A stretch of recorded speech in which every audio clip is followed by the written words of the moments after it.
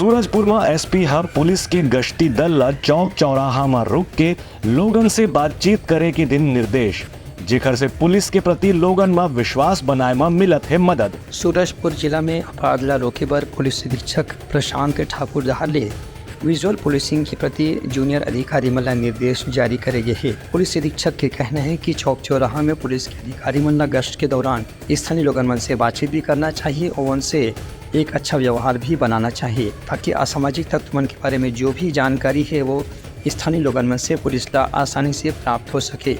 एक बाद मुख्य चौक चौराहा में लगातार पुलिस के मौजूदगी देखे जाते हैं।